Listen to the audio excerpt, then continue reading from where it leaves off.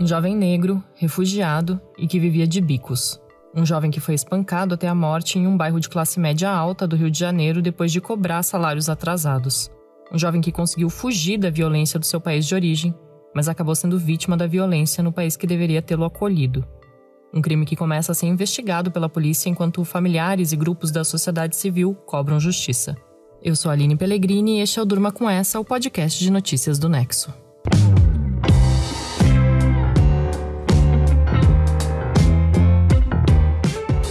Olá, eu sou a Letícia Arcoverde e estou aqui com a Aline para apresentar esse podcast que vai ao ar de segunda a sexta no fim da tarde e início da noite, sempre com notícias que podem continuar a ecoar por aí.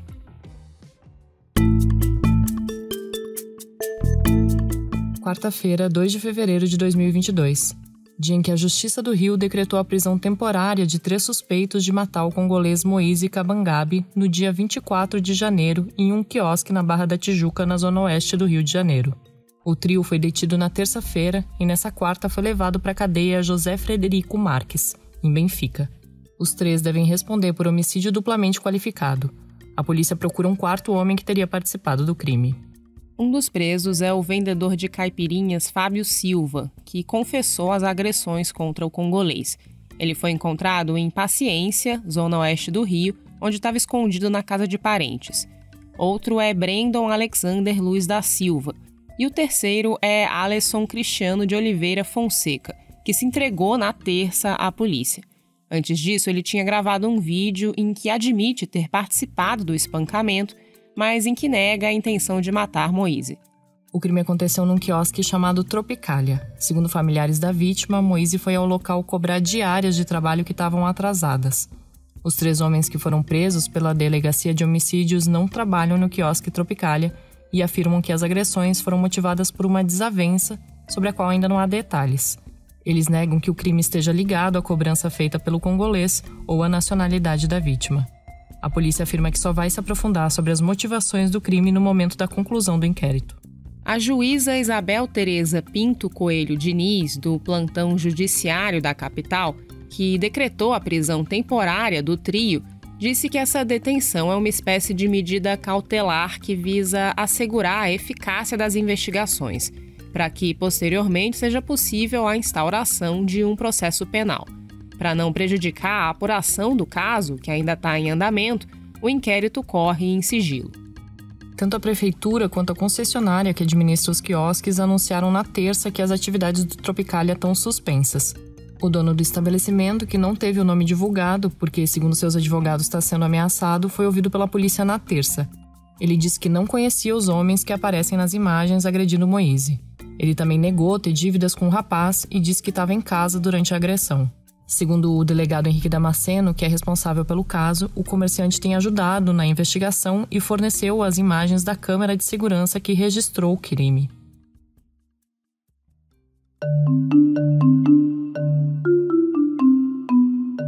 Moise Kabangabe nasceu numa região da República Democrática do Congo, onde há anos uma guerra civil opõe 2 grupos locais.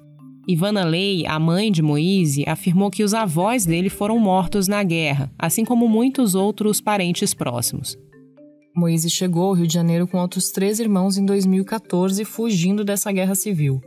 Naquele mesmo ano, ele teve sua condição de refugiado reconhecida, um status que é conferido aos imigrantes que comprovam que chegaram ao Brasil por temor de perseguição por razões políticas, religiosas ou étnicas, ou por serem vítimas de situações em que há grave e reiterada violação dos direitos humanos. O jovem congolês morava com a família em Madureira, bairro da zona norte do Rio. Todos eles viviam de bicos.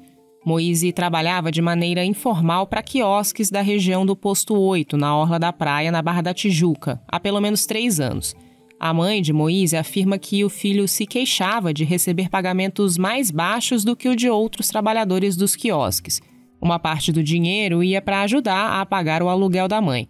Você vai ouvir o Francis Amouri, parente de Moise, numa reportagem do canal SBT. O trabalhador foi trabalhar, ganhou o pão de cada dia. Aqui no Brasil a gente paga aluguel, a gente paga luz, água. Ele foi trabalhar. E como que mataram ele? Ele trabalhava! A gente trabalha duro! Fugimos da África para ser escolhido aqui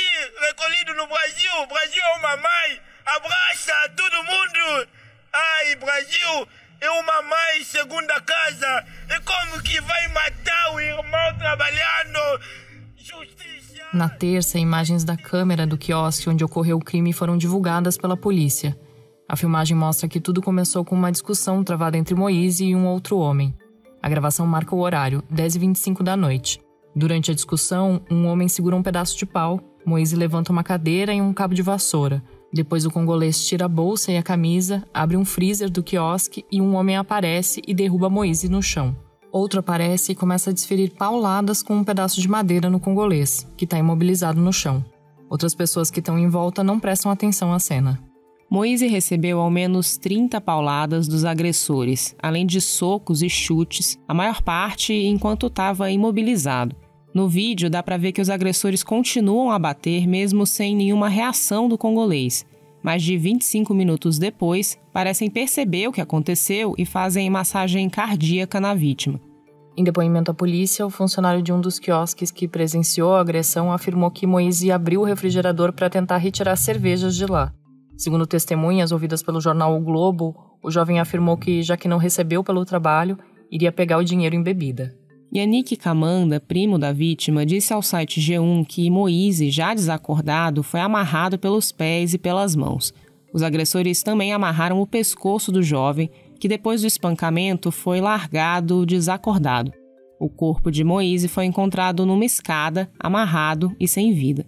Xenofobia, racismo e preconceito social aparecem na morte de Moise. Essa é a avaliação de familiares, de membros de ONGs brasileiras de direitos humanos e especialistas no tema que foram ouvidos pelo Nexo. Em entrevista ao jornal, a Sávia Cordeiro, que é cofundadora do Instituto Migração, Gênero e Raça, afirmou que o caso de Moise, abre aspas, expõe mais do que apenas a xenofobia no Brasil. Ele expõe como esse tipo de opressão interage com o racismo estrutural que está presente no nosso país e como essa interação oprime, marginaliza e precariza mais ainda até matar o imigrante negro. Fecha aspas. Tropicália, o nome do quiosque, também é o nome de um movimento cultural brasileiro dos anos 60 que marcou a música, as artes plásticas e o cinema nacional. Na terça, o cantor e compositor Caetano Veloso, um dos líderes da Tropicália, lamentou que o quiosque onde ocorreu o crime leve esse mesmo nome. Aspas para ele. Chorei hoje lendo sobre o assassinato de Moise Kabangambi num quiosque na Barra da Tijuca.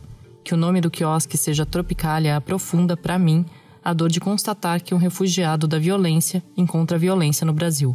Fecha aspas. Para pedir justiça por Moise, a Coalizão Negra por Direitos, a comunidade congolesa, movimentos antirracistas e a família do congolês estão organizando manifestações em São Paulo e no Rio de Janeiro no sábado.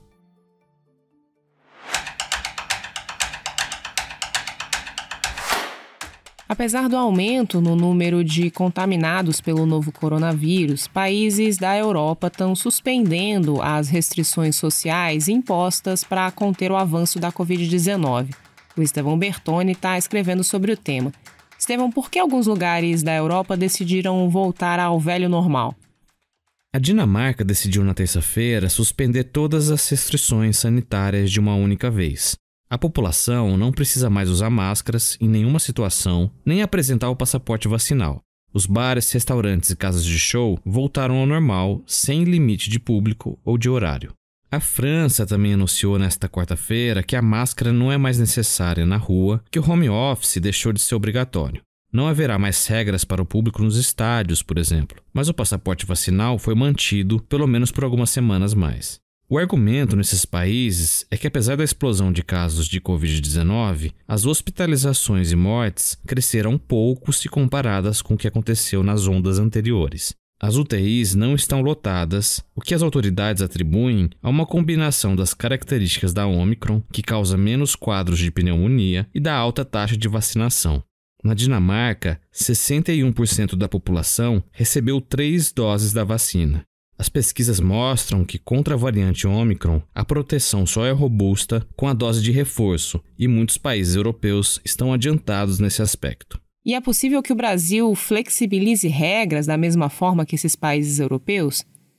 No Brasil, quase 80% da população recebeu ao menos uma dose, mas a cobertura com a dose de reforço ainda está em 21%, o que é muito pouco se pensarmos que a Omicron predomina no país. A alta de casos tem pressionado os hospitais. Na terça-feira, 8 estados e o Distrito Federal estavam com ocupação igual ou maior a 80% em suas UTIs. A média móvel voltou a ultrapassar 600 mortes por dia depois de 5 meses, embora também esteja distante da pior fase da pandemia. Nesse cenário, não seria adequado suspender as restrições, como vem fazendo os países europeus. Mesmo nessas regiões, a OMS acha que é muito prematuro anunciar a vitória contra o vírus. Para a entidade, é preocupante que tenha se criado a ideia de que a Omicron não mata. A OMS tem insistido que as mortes pela variante vão aumentar quanto mais ela se transmitir, e essas mortes poderiam ser evitadas com medidas restritivas e não só com as vacinas. Por isso, suspender as medidas deveria acontecer de forma muito gradativa. Retomar rapidamente todas as atividades pode significar ter de fechar rapidamente também se a situação piorar, segundo a entidade. O texto do Estevão você vai poder ler no nexojornal.com.br.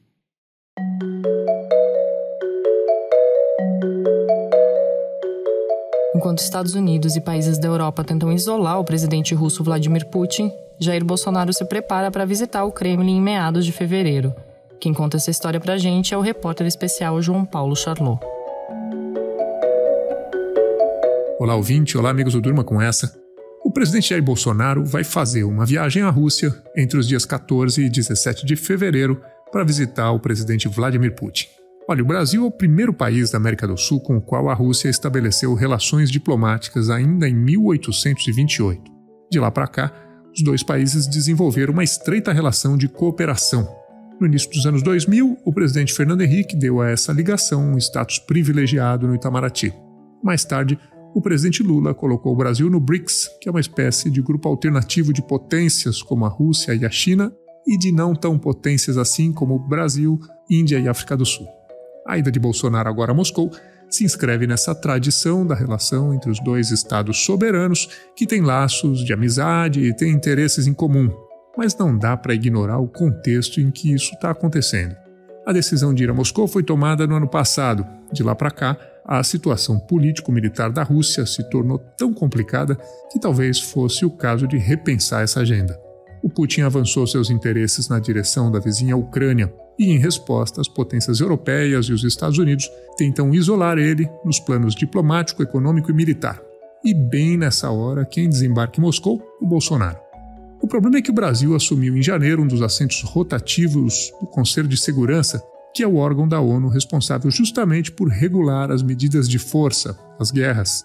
Além disso, o Brasil se tornou, em 2019, um aliado extra-OTAN, ou seja, o país não faz parte da OTAN, mas tem um status privilegiado como parceiro do grupo. Por tudo isso, o governo brasileiro foi cobrado pelos americanos, que pediram que Bolsonaro reconsiderasse essa agenda. A viagem, entretanto, está mantida. Eu conversei hoje cedo com 3 pesquisadores brasileiros que se dedicam ao estudo das relações internacionais. Eles apontaram 2 motivos principais para o Bolsonaro prosseguir com a viagem que está fazendo. O primeiro motivo é tentar reaquecer a venda de produtos agropecuários para a Rússia. O segundo motivo é fazer um aceno, ainda que confuso do ponto de vista ideológico, para sua base mais radical e antissistema. Nos 2 casos, o cálculo de Bolsonaro aponta para uma única direção, que é a de agradar suas bases, de olho na reeleição.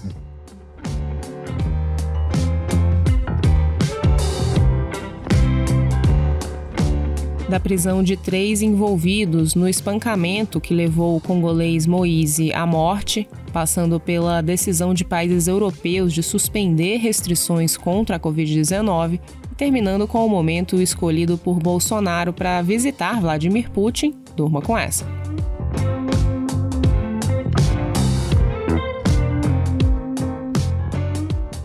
Com roteiro de Aline Pellegrini, produção de Letícia Arcoverde, participações de Estevão Bertoni, João Paulo Charlot e edição de áudio de Roberto Soares, termina aqui mais um Durma Com Essa.